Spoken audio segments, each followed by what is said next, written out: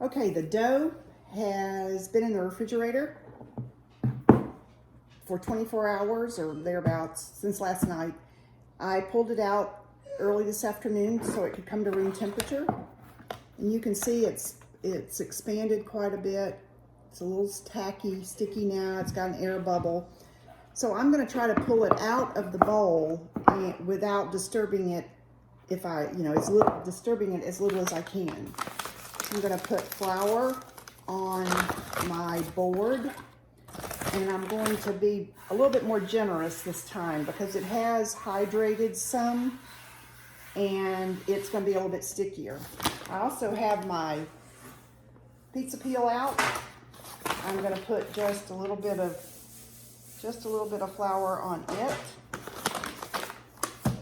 Get some flour on my hands. Then I'm going to pull this out as carefully as I can, just by kind of gently pulling it away from the sides of the bowl. There we go. So now you have the pizza dough.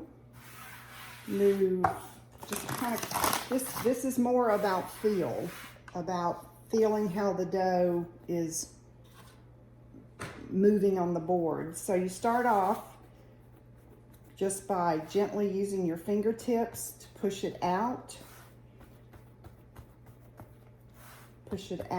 and turn, push it out and turn. If you like a little bit of a crust, with a thick on the edge, then you'll quit pushing before you get to the edge so you can leave a little bit of crust, but you just keep turning. Now this pizza dough recipe that I have given makes one large pizza, and we do it as a rectangle rather than round.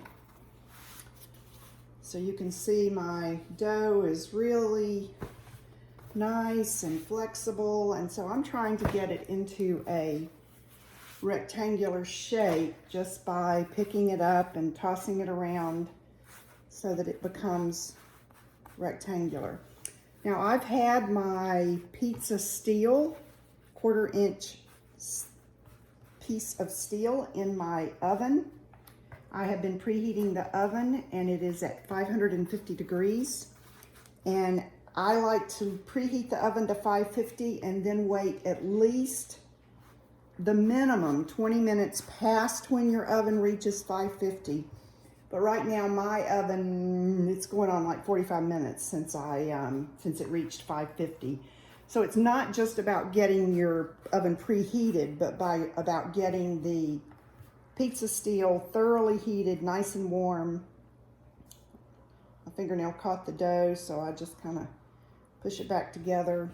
So now you can see that the dough is fairly rectangular. I check to make sure it's not going to stick to my board just by giving it a little gentle shake. Now I cook my pizza in 2 stages. The first stage is to cook the dough with a little bit of sauce on it. Oh, it's marinara sauce, homemade marinara. And then after the first cooking, I bring it back out, put all the toppings on. We like a lot of toppings, so it's a heavy pizza, which is why I cook it in 2 stages, to make sure that the crust is done and I don't have doughy parts in it. But if you like thin crust pizza with just light topping, you could get away with cooking it just 1 time.